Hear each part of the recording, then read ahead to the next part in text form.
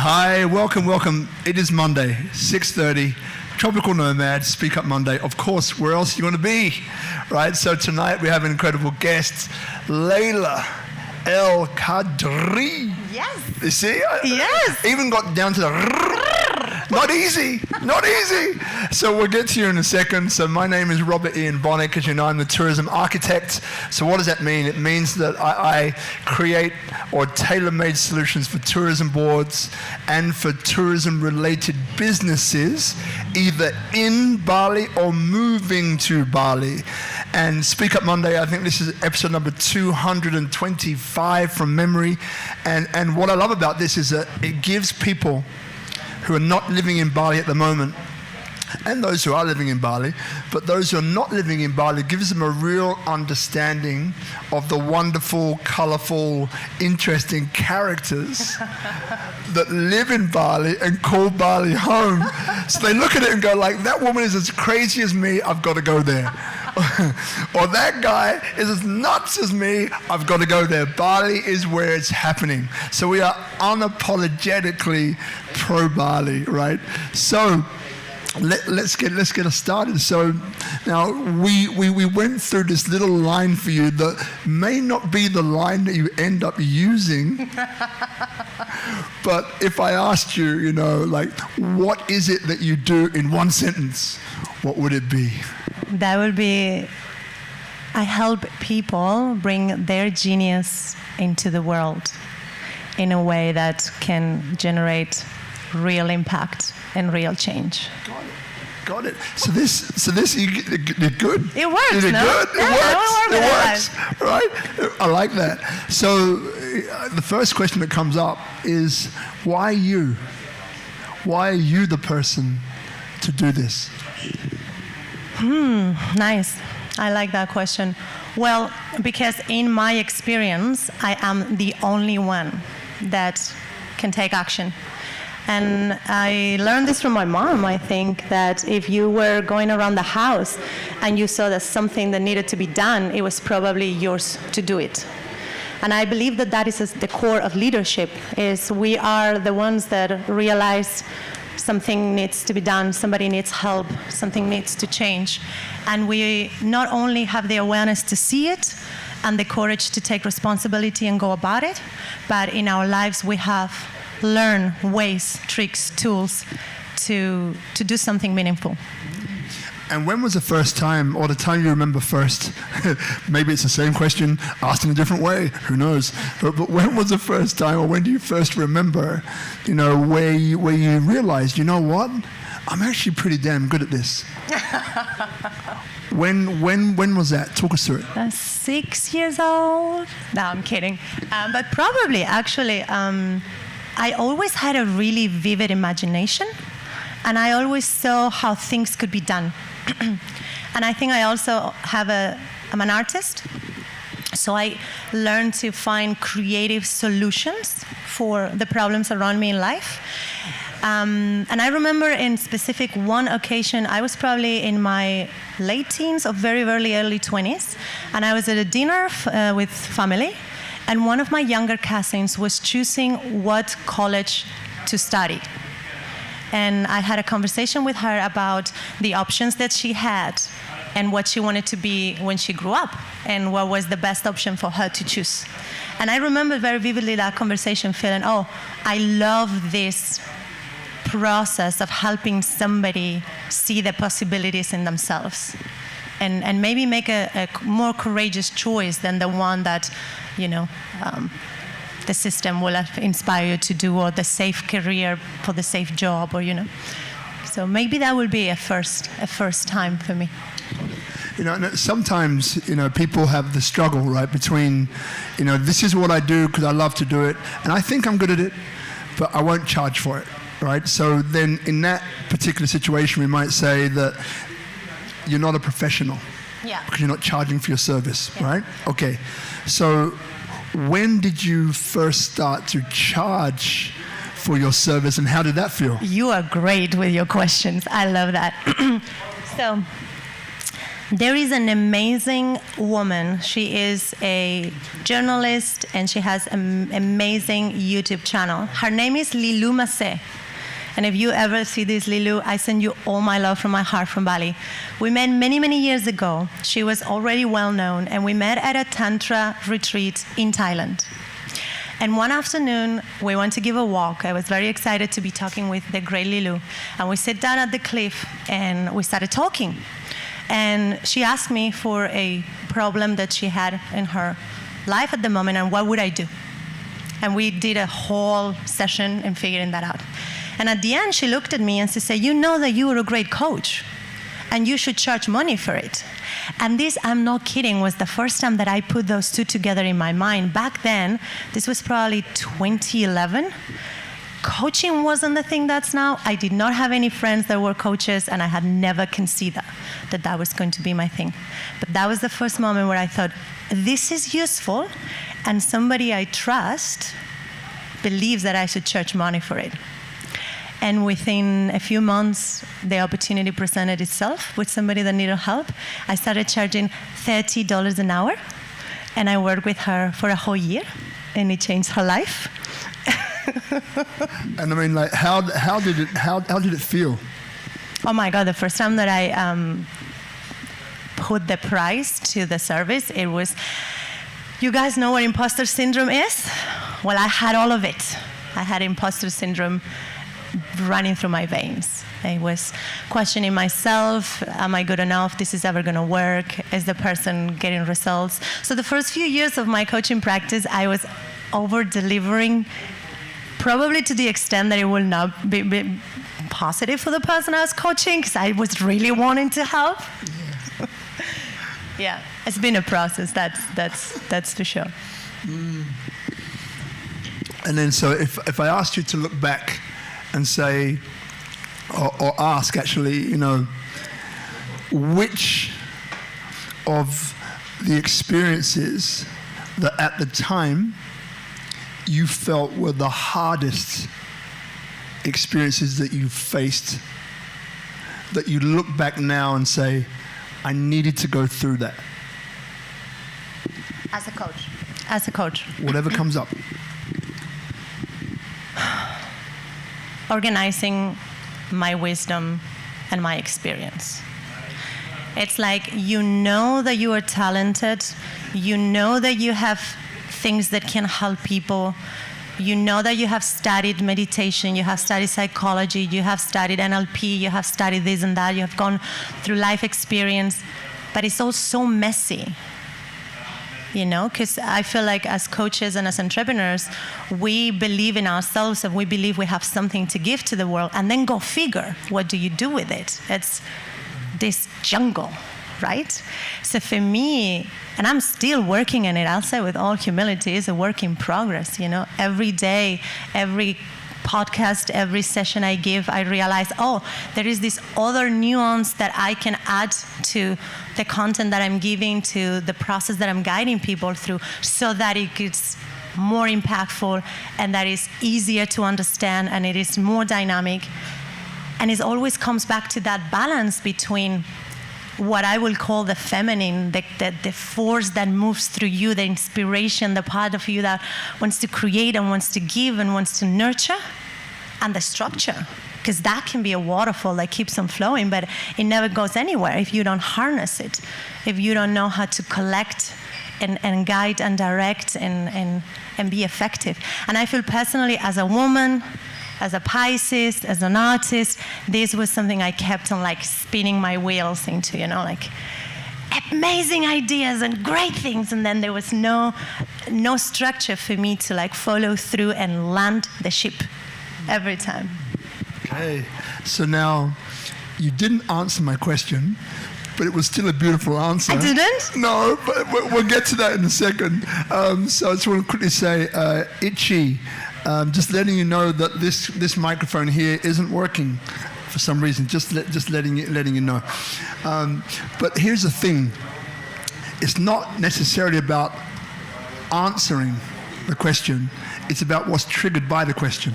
So you've done absolutely perfectly. So you haven't done anything wrong. You're good. You're good, right? So the question was, so were there any really difficult experiences that you went through early on in your life that at the time you found to be extremely difficult, right? Like extremely difficult.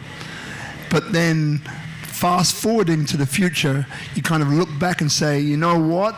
I needed to go through that. So here's the reasoning behind it to give you more time to think. So it's okay. So, you know, there are people who may be watching now who are in a similar position. They may have a gift or a talent that they know that they have, but are too afraid to put it out there or too afraid to take the next step. And for me, I believe we're all coming to the planet with a purpose, right? And so each time a person fails to fulfill their purpose is something that we lose, not something that we gain. Yeah. Right? Okay. So therefore, they may be looking at this now saying, well, this girl looks amazing, she looks beautiful, very smart, da-da-da-da-da. She's got all that going on. She's never had it tough. It might be that, right? Okay, I see where you're going. You got me? Right? It might be that. Or it might be the case of, you know, I can see where she's really gifted. I can see that she did $30 an hour. I could do $30 an hour, and I could work my way up. So then it's really from that point of view of mentoring and inspiration to other people. You know, so when I ask, was there any really difficult experiences at the time that you found to be extremely difficult, but then fast forwarding, you're able to look back and say, you know what, as uncomfortable and as difficult as it was, I needed to go through this. Yeah. Okay, well, first, I deeply, honestly, humbly believe that that is true for absolutely everything we go through in life. Everything. Okay. Now, if I was, and I not always knew this, I learned this through heartache, and then I realized, oh, this applies to everything, even to that one mistake that you thought that you could have avoided that one. Like if it happened, it always had a lesson. However, I will pick one, just because you talked about the pretty unrelatable version that can be perceived, and I totally relate to that. I spent my entire childhood, my entire school years, from first grade to 12th grade, which will be the last year of high school in today's system, being the bullied kid for three very basic reasons. I committed 3 crimes as a little girl. The first one is I had glasses. And if you had glasses as a little kid, that is it. That's the end of your reputation, you're cool, and everything. Bullied.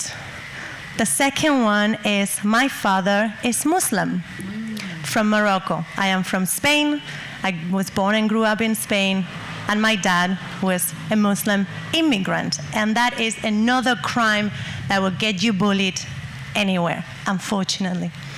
And the third one is I am very creative. This crazy thing of me that's now a bit more refined, hopefully, was very, very much there when I was a little girl. So I lived in my world where everybody was happy and everybody would be my friend, and very soon I got very crushed with that. And so what started as being bullied as a little girl, because my parents kept me in the same school, because they really believed in the educational system that I was in, and it perpetrated for 12 years. And it taught me a lot of really hard lessons. It also closed my heart and made me a bit bitter. So in my 20s, I had to work with that part of me that is very quick to put people.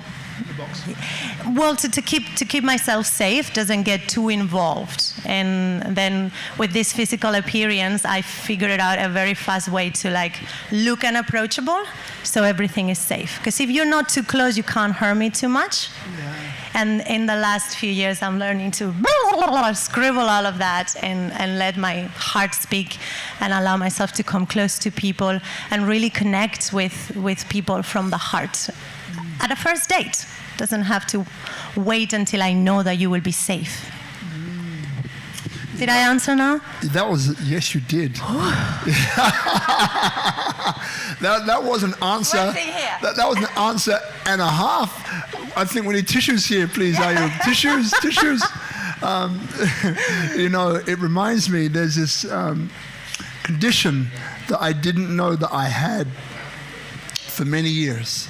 It's called abandonment disorder or attachment disorder. Kind of very close to being the same. Mm-hmm. So what it was is that it's not allowing people to get too close because you're afraid of being abandoned. So you push them away first.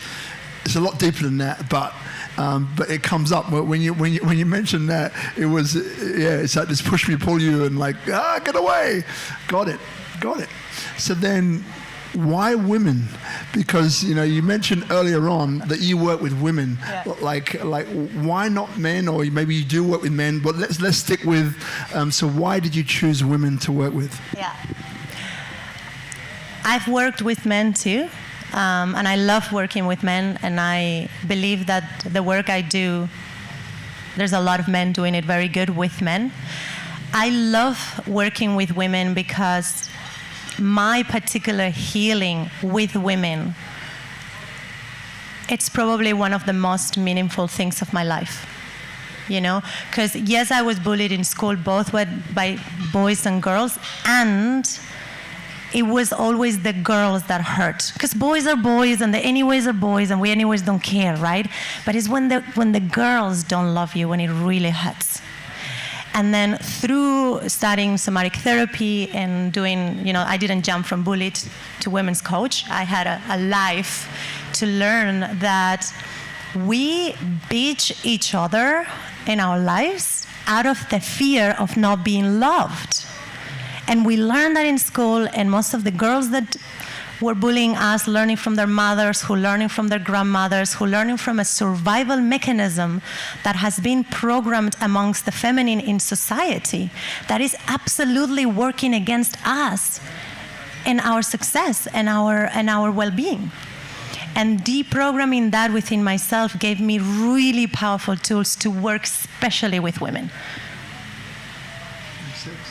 And in the process, I'm building this global, awesome sisterhood. Like, I have best friends all over the world. And I think my little girl is really, really happy that now we really have lots of real friends. So that might be at the root of what I choose to work with women. Yeah. That's beautiful work.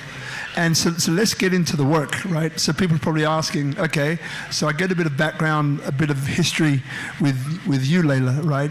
I get, where she's come from, some of the struggles that she faced, that she started, $30 an hour, and that gradual process towards becoming a professional at what you do. And I'd love to actually get some highlights in a minute, actually, just some highlights from you on just your greatest successes, right?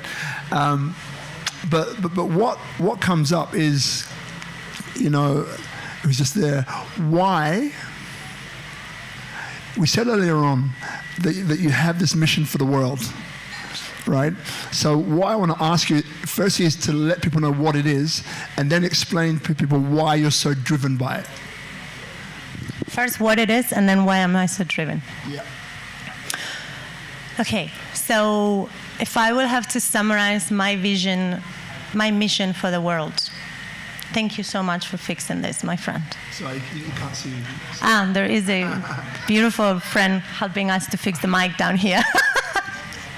So if I will summarize my mission at the moment, my mission for the world is helping the women who can't change the world find the best way to do it. Bringing their genius, bringing their gifts, bringing their power, and not just bringing it into the world to add to the noise, but bringing it in a way that's so impeccable, so in integrity, so laser focused, and so from the heart that it creates a massive impact. And that they can bring it in a way that they remain in their joy, in their juice, in their turn on, in their creativity, being the best and having the best life that they can.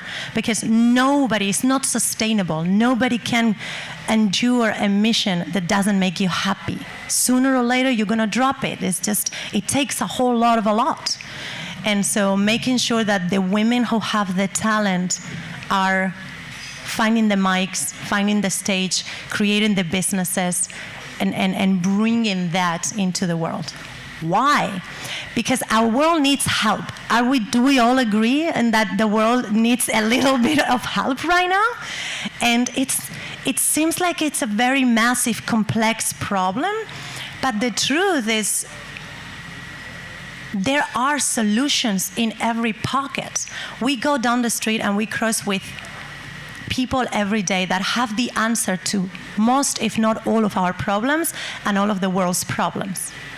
And we have let go of our own responsibility to take action.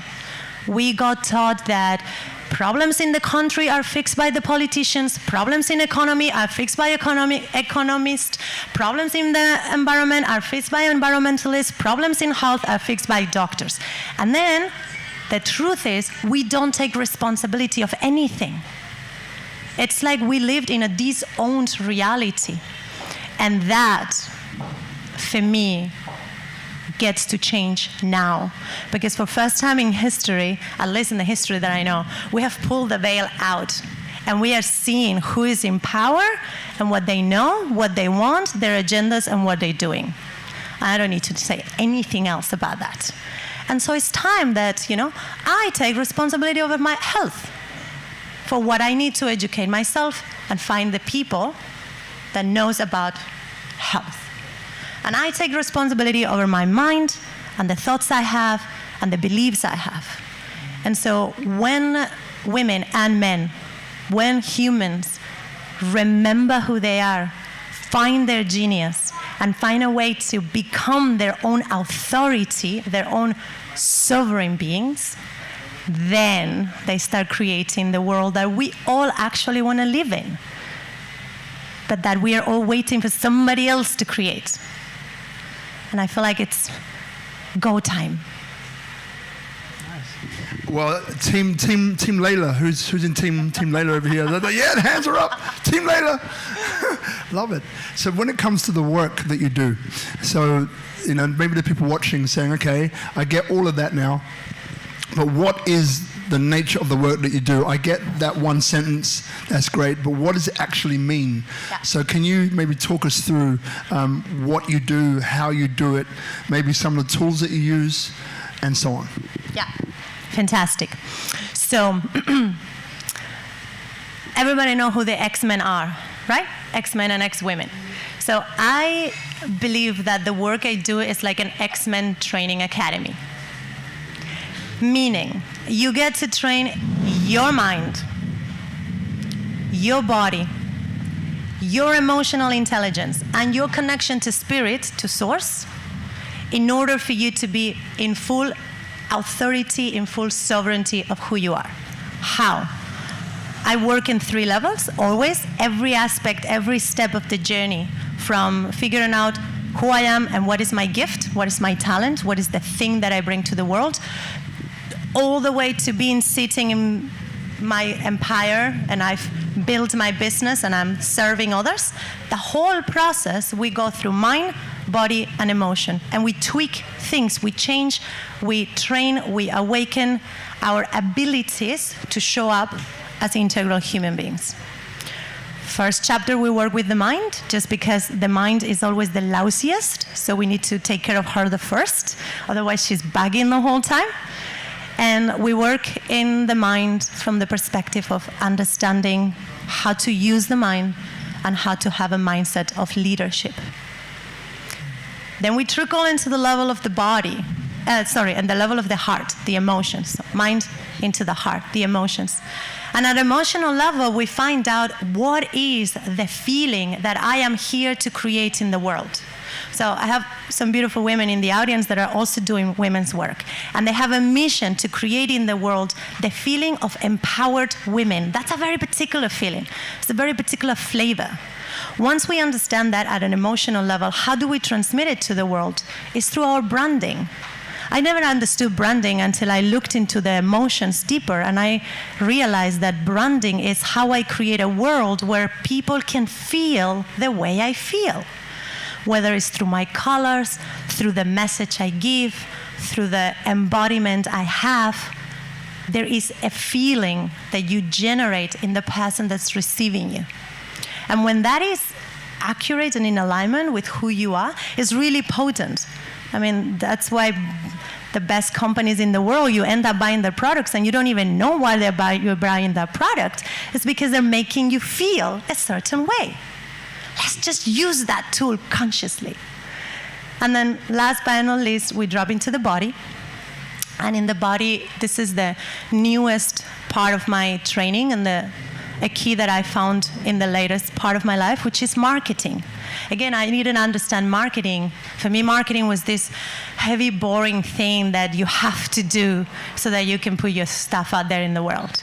And one day, I understood and I came to realize that marketing is but the way you organize that wisdom, that feeling that you're wanting to put in the world. It's literally how you put it in the right boxes, in the right places for people to come and take the right box and have the right experience. So mindset, branding, marketing, mind, body, and emotion.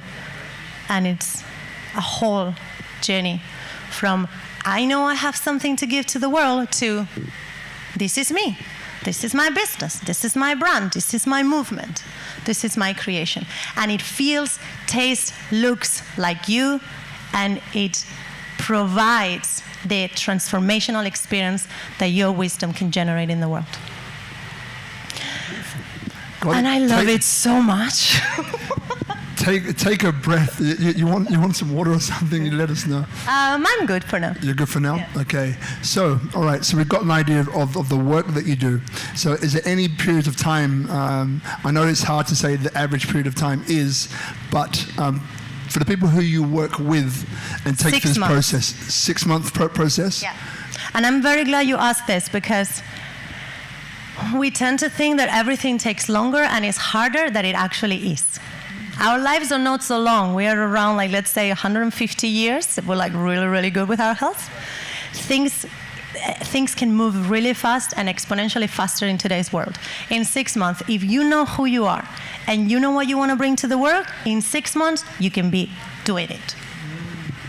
3 biggest challenges for people to come into your work and work with you. The 3 biggest challenges that you've seen over the years that people need to drop. Yeah. The first one is letting go of what the system made us believe about ourselves. And in the system, I'm going to put your parents or your school teachers or whoever told you that you were not good enough in whatever moment of your life. That is so deeply ingrained in your subconscious mind that will not allow you to actually be who you are.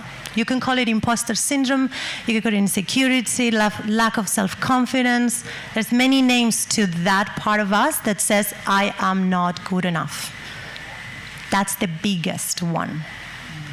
Once that's done, people is just like, I'm ready to go. What do I do? And then inspiration is so powerful that things move fast and you manifest results and you manifest answers and you know, it kind of like allows it to flow in itself. So also the biggest problem is how do we get out of our own way? I know you asked me 3, but I think it's 1. It's okay. It's okay. Remember, it's not necessarily about answering the question. It's about what comes up, right? What can block you? Me personally? Yeah. What can block you?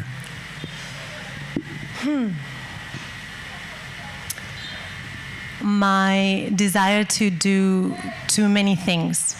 I get really inspired, and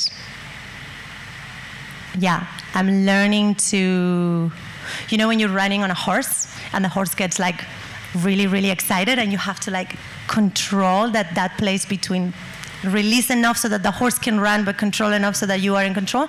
I'm harnessing that, the power of inspiration. And it is a beautiful problem that I see in a lot of my clients once they break free, is that we are actually so powerful, we don't even know. And then when that thing starts boiling and starts burning inside, there is a moment of like, okay, how do I channel this and land the ship? And this concept of landing the ship that you just I kind of keep on said, repeating. No, it's okay. So landing the ship. So what kind of future would you like to see for people who come and want to work with you? What, in your mind, how do you know when they have landed their ship? How do I know when they have landed the ship? When they are fully expressing their gift, their talent, living their life that they wanted through that. When they are living their best life from sharing their gift. And by their best life, I mean the financial reality that they want, in the place that they want to live, with the time and space that they choose. And they are generating massive impacts through their work. I'll share a secret with you. It's not a secret any longer. I had a dream. I shared it with my partner a few days ago, where I was seeing how the businesses of the future, there was this new earth vision. And the businesses of the future were coming out of a factory that had the name of my program. And it was really beautiful, that feeling that through this program, these fully realized businesses were coming out into the world and transforming the matrix of the world. So that would be for me landing the ship. Cool. And now contribution. People contributing to you, because you shared with us earlier on that you're looking for a key member of your team. Yes. So let people know. I need the most amazing and smarter project manager ever to be, because I will love to have somebody helping me steer that horse and all that energy, the creative energy. So thank you for, I mentioned that in the back before, but thank you for bringing that. I'm calling in the best project manager in the world. Got it. So then, okay, so coming full circle, right? So mum and dad, where are they? They're Spain. They're in Spain. Siblings? Yes, one. Older, younger? Younger. Okay. So how do they feel about you? My parents love me. They are very proud of the work I'm doing, and in a way it's a continuation of their legacy.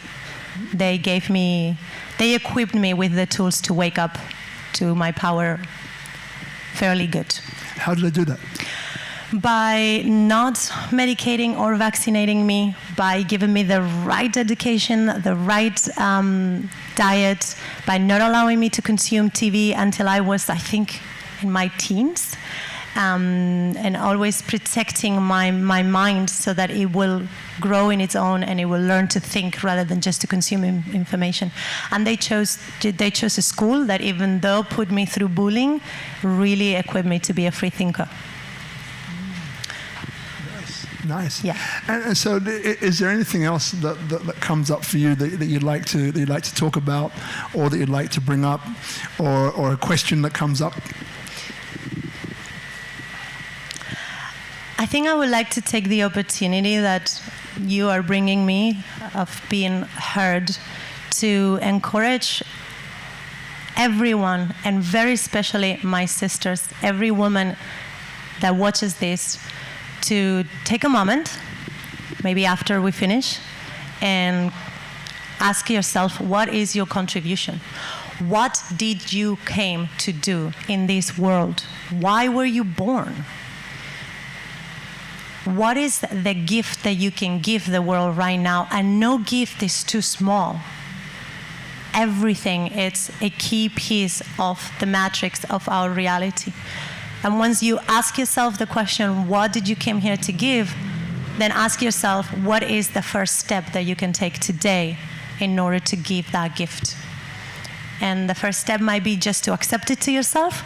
It might be to take the phone and call a sister and be like, I think I came here to be a photographer for birds in extinction, or whatever that is for you. I think I came here to help kids with ADD through yoga. Whatever combination, whatever thing is yours. Or maybe your next step is to draw a business plan and go and give it a try. Be courageous. Don't get discouraged along the way if it doesn't work right away. It has taken me 10 years to be sitting here today from that conversation I had with Lilu Mase at the cliff in Thailand. That was 2011, November 2011. So it's exactly 10 years now. It takes time, it takes practice. There's many women like me doing work out there in the world that will help you reduce those 10 years to 6 months. Not bad. And once you get there, I mean, you know, they keep on talking about happiness and the goal of life is being happy. I think the goal of life is figuring out why are you alive in the first place and then doing it on purpose. So now, those of you in the audience, we have another microphone. So if you have any questions, don't be shy. If you have any questions, just put your hand up and we'll bring another microphone to you. Yep, there you go. So while we get to there, so what are some of the highlights for you of your career in this professional manner? You mentioned this before, so I had already, a part of my brain was already looking in the files. I know.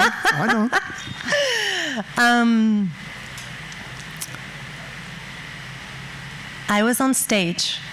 I was supposed to be on stage with around 200 people at an event from Bali, teaching embodiment.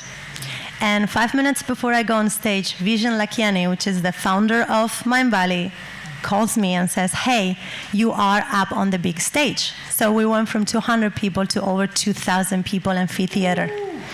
And he said, I want you to teach how you quiet the doubts in your mind, that imposter syndrome that we were talking. You have 10 minutes, so you are on stage in 10 minutes, and you have 7 minutes to teach that. Bye. And I was left there. Oh, no, and he told me one more thing, and change your dress. Or something like that. And so I had 7 minutes to calm my nerves, jump on stage, be introduced by Vision to an audience of 2,000 people, and guide them into an exercise that will allow them to have an experience of the concept of quieting your self-doubt, which is not something that you can explain in 7 minutes. It would have been 7 wasted minutes. So I sit down on the edge of the stage. I was too nervous. My knees were shaking. And I ask everybody to close their eyes and take a deep breath. And just by everybody having their eyes closed and taking a deep breath, I felt relaxed and dropping in. And I thought, okay, take it from here. And I guided them on a meditation. That was pure inspiration coming through. That had, as a result, tears in many people's eyes. And still till today, I get, because there's a video on YouTube, I get people writing me emails about the power of that experience. So I would say today was probably one of the highlights of my career. And thank you, Vision, for inspiring me. So now, does anyone else have a question? Just raise your hand. I know that Sarah has, but she's pretending not to. She's like, I can't ask that. No, you can and you must. Yeah, go on. I need some time. All right, I'll take the mic. I don't quite know what I'm going to say yet. Is that working? Yeah, it's working. Okay. It's working. What's my question?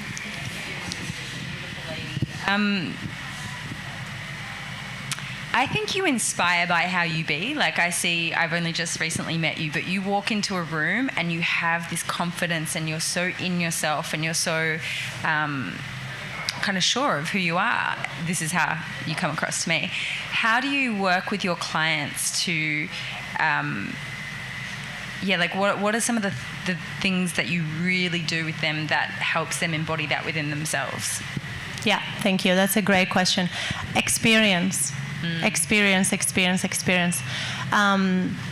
We need to get out of the cognitive. It's too much talking, too much convincing ourselves of things that we don't feel. But within a conversation, you can ask somebody, for example, imagine that you don't know who you are and you don't know your worth, and I tell you, okay, introduce yourself to me as if you were already the person you want to become.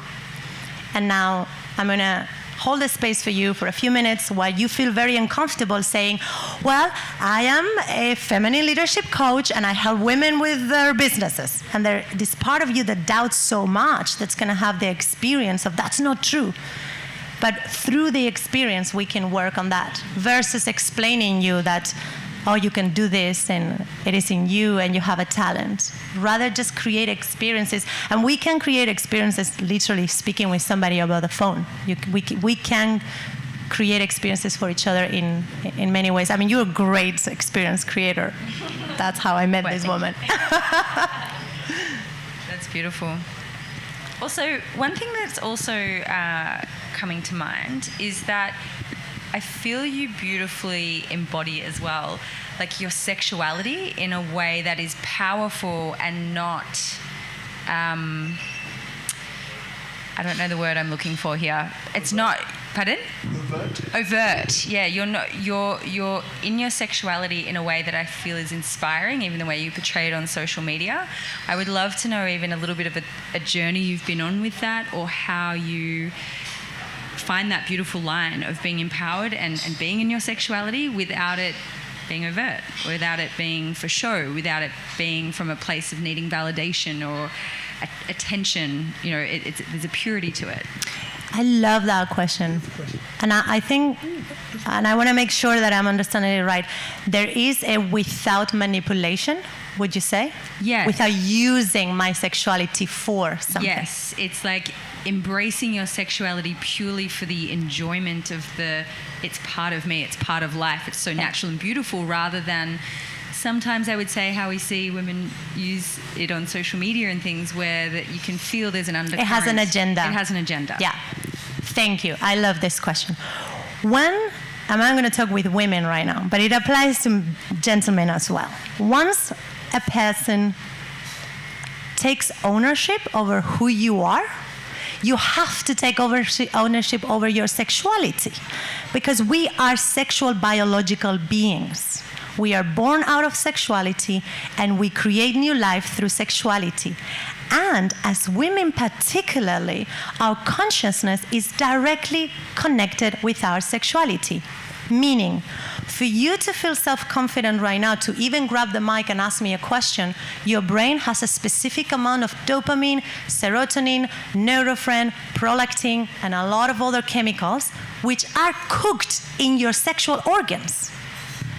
Reason why, when back in the day we confronted the system trying to silence women, and men too, this applies for gentlemen as well, the first thing that the system attacked was sexuality. And it becomes forbidden, and it becomes sinful, and it becomes dirty, and it becomes this thing that we shut down, not knowing that we are shutting down the very factory of our own consciousness. So the moment that as a woman you reconnect with yourself, you reconnect with the whole thing, and you realize what you have between your legs is the source of your power for you, not for anybody else's entertainment, not for anybody else's consumption, not to attract anybody else's attention. It has nothing to do with anybody else than you and your power. And then you get really pissed at the industry that's selling you your own sexuality back and victimizing you and making you believe that in order to be sexy or sexual, you have to wear this thing or look this way or say that thing or move that way, which is actually disconnecting you from your sexuality. And then is the process of uncovering layers, and I'm still working with it, to really fully feel at home in your body, which is very difficult as a woman in today's world, I have to say. And I have it easy. I live in Bali. I'm a white woman, and I got a great education. But there are sisters out there who have it very, very difficult, and my heart goes out to them every single day, because it's not easy. it's not easy to be in this body. So thank you for that question. Thank you for so that much. answer. Beautiful. So does anybody else have any question? Oh, she's thinking about it. The serotonin and but not yet. Coming after.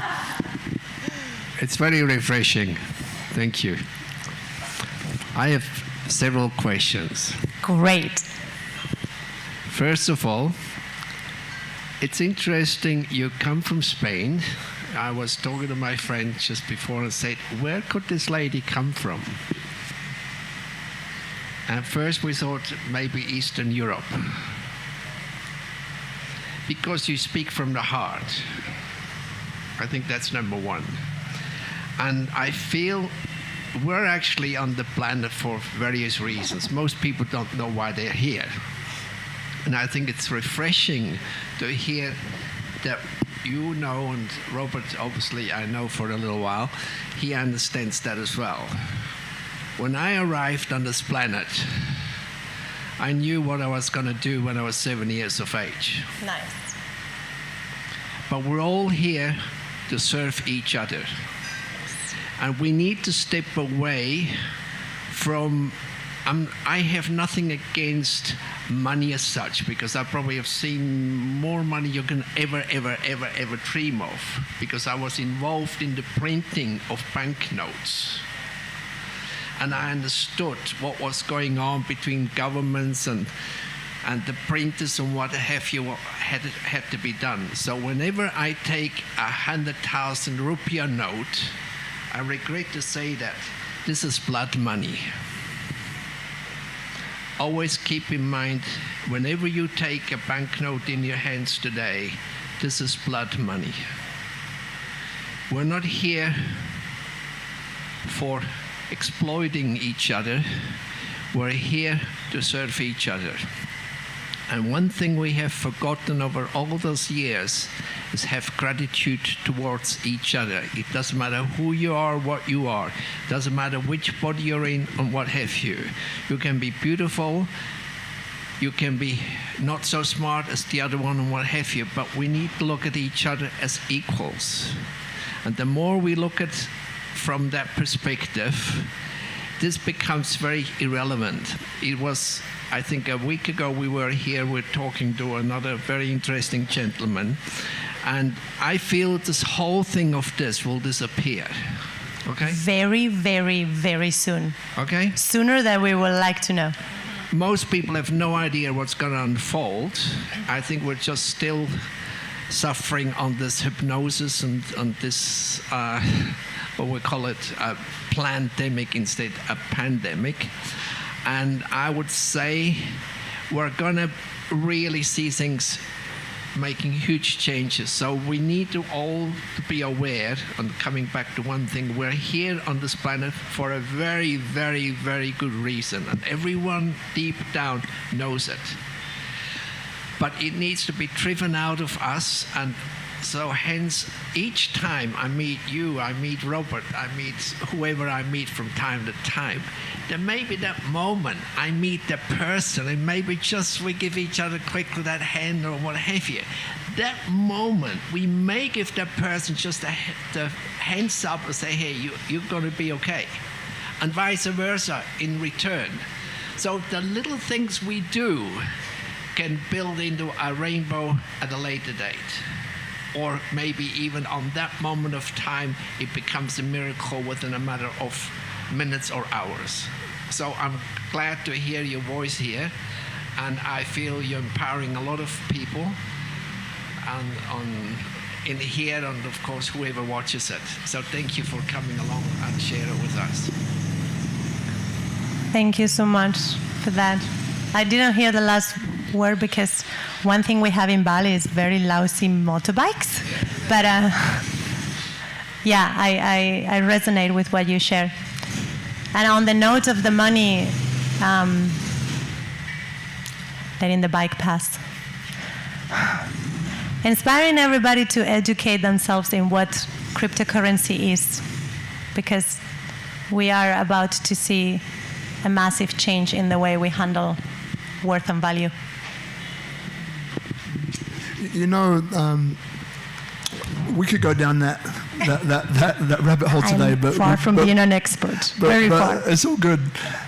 But what I'd like to know, because you've got a few things coming up in the future, right? So maybe let people know what it is you have coming up, and if they want to keep abreast of it, they know how to find you. Yeah. Thank you so much. I'll keep it super simple. I want to keep delivering value to you. And if you have resonated with this, I want to gift you my next creation, which is I've called the Unique Feminine Leadership Guide.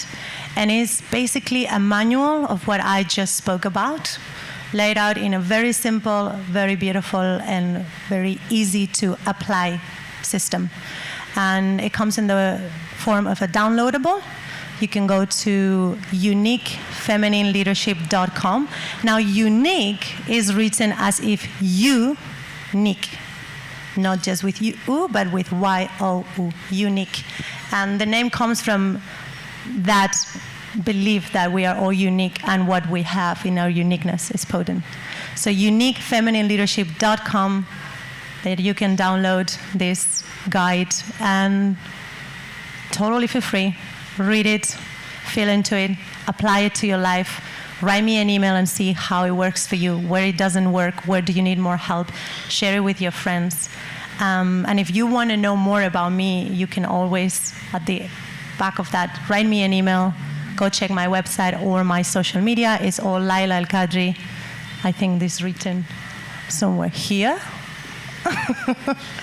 And Layla Khadri for Instagram, Layla Khadri for YouTube, laylakhadri.com for my website.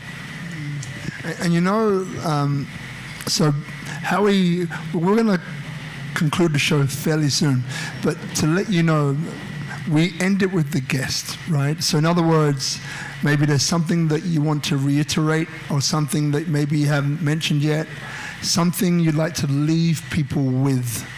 Right, so you've got about 2 minutes, 3 minutes to have a think about that. So before we get there, I just want to thank everybody here. I want to thank my brother over here for that description because, you know, like, and I agree with him, you know, like it is all about community and it's all about how we can see each other as equals and how we realize we're here for a purpose and how we can realize and make plans to work together on projects which uplift all of us, right? So that's, you know, where this whole Speak Up Monday thing started 3 years ago, whenever it was in life in Bali, on a Monday in Tomorrow Gallery, you know. So it's incredibly powerful, and I thank him and everyone else who's either come, and remember, if you do want to come, it's free. Just having a bit of a stretch here. It is free, and it's every Monday. So 6:30 here at Tropical Nomad. There's an indoor-outdoor room that gets a bit warm under the lights, but it's an indoor-outdoor room, ventilation, and we'd love to have you as guests. I mean, back in the day of life in Bali, I think we had up to 100 people crammed into this small space, and we had no online exposure at all. And then through COVID and everything else that kind of happened, we never missed a week. And the way we did it is we went from in-person to online, and it was a shocker. It was like, you know, I think I tried Google Meets, Google this, Google Hangouts, it's horrible. Even Instagram Live, but it all kept on blowing up and not working out. And my good buddy Ichi was like, hey, why don't we do something at Tropical Nomad? I was like, of course. And it's interesting because Ichi as well and the team, Bella Guzman, Ayub, you know, is one of those people who is a very community-orientated person. And it's not about Tropical Nomad being the only co-working / space. It's not about that. It's about how do we connect, you know, all the different aspects of Bali when it comes to digital remote workers, which 2 billion people by 2035 will be working remotely. So it's a huge number. You know, how do we, it's huge. So then how do we bring all of those resources together in a platform that's trusted? So therefore, anyone who wants to move here or not, or who lives here already, because one of the biggest complaints that I get from friends who are outside who maybe have got investment capital and means is like, yeah, but we're not sure if we trust Bali, or we trust this, or we trust that. We're not sure. So by doing this, then what we're able to do is to create this network of trust. So then it allows things to move easily. And again, it comes back down to the thing which you said earlier on, mate, which is how do we find ways to figure out what is it that we're here to do, and then to share that mission with others on a project that uplifts all of us. So yeah, Nice. that's it. Beautiful. Thank you so much for having me here and for creating this space for our voices to be heard. It's beautiful. And I will conclude with the task you gave me to say one last thing. And my message will be: the time is now, and let this be the sign that you were waiting for. If you know that you have a talent that the world needs, take action now. And that first action could be download the resource I'm giving you and start today. Start today believing in yourself, and the rest will be unfolding on its own. Wonderful. Round of applause, everybody. Yeah.